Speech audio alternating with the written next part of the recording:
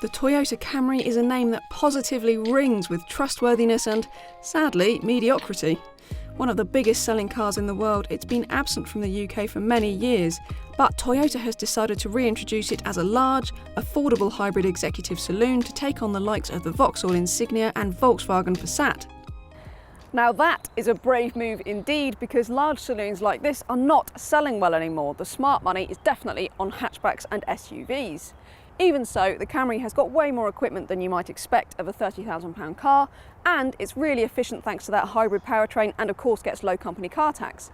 So what we need to know is, how efficient is it in the real world, and should you really be spending your money on it instead of all of those other efficient diesel, petrol and plug-in hybrid alternatives?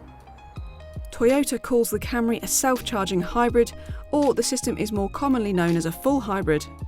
All you need to know is that you don't plug it in. Instead, the small battery pack is only ever charged up by the engine or the car's brake regeneration system, and that allows the big Toyota to run on pure electric for short periods of time of up to a mile or so. That electric motor also muscles in with the 2.5 litre 4-cylinder petrol engine when you accelerate hard, helping to bring total power output for the Camry to 215 brake horsepower, which is not bad for a car returning official figures of around 100 grams per kilometre of CO2 and 50 mpg. Official figures are one thing though, but how is the Camry doing in the real world? Well, actually very well. It's one of the best things about this car. We've been doing a lot of motorway stuff, about town, that kind of thing. Pretty even mix of all sorts of different roads, and we're getting 50 mpg without trying very hard. So that's really impressive. It has dipped down to high 40s since we've been doing some more spirited stuff around our test track here, but you can't blame it for that. It's definitely up there and on a par with diesel alternatives. Obviously, plug-in hybrids like the Kia Optima, for instance, they're going to do some 20 miles or so on electric running, and that might actually make it a much better option for anybody who does mostly short journeys. But these hybrid powertrains obviously make a lot of sense for anybody who does really high mileage. Maybe you can't plug in very easily, and for that reason they're really popular. So if you fall into that category, then it's definitely worth considering one of these. And the Camry is just fine. The 2.5 litre petrol engine could be quieter, it gets a bit noisy and boomy when you accelerate hard. You know, you're not going to be doing that too often in the Camry, nor are you going to be using the sport button down here too often. It's just not that kind of car. EV mode, however, you can stick it in that around town, and you'll get a little bit of electric running. It's really nice and quiet, very smooth. It does exactly what you want it to, but look, I'll keep this short and sweet because the Camry is a very boring car to drive. It's comfortable, it's quiet enough, the steering's pretty lifeless but precise.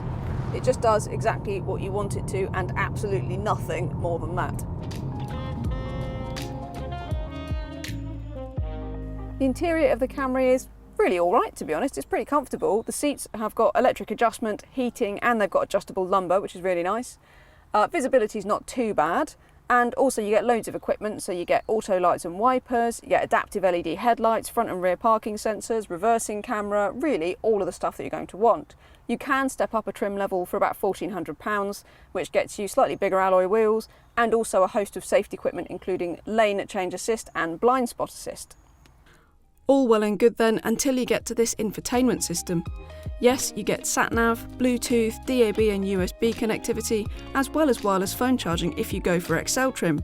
But you're going to have to use all of this via the very old-fashioned, grainy-looking touchscreen. Actually, with the shortcut buttons, it's not too hard to find what you're looking for in this system, but it's more the graphics and how slowly the screen responds that makes it feel quite dated, and the fact that you can't add Apple CarPlay or Android Auto.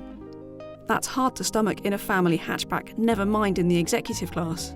Still, there's loads of room in the back for an adult to get comfortable, and while a hatchback or SUV would obviously have a more practical boot opening, the Camry does have a deep luggage space that will easily take a couple of full-size suitcases. The Toyota Camry is a good car. It's economical, well-equipped and comfy, but you have to really want the managerial look to justify it, because the Corolla is way better to drive, it's more efficient, it's more practical and it's better value. Even the RAV4, although more expensive, is also way more practical and it's going to hold its value so much better than the Camry. So yes, if you really want an executive car, then the Camry is worth considering.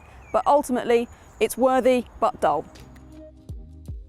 Head to drivingelectric.com for all of the electric and hybrid car advice, news and reviews you could possibly want. And check us out on Twitter, Facebook and Instagram. While you're here, don't forget to hit subscribe on our YouTube channel.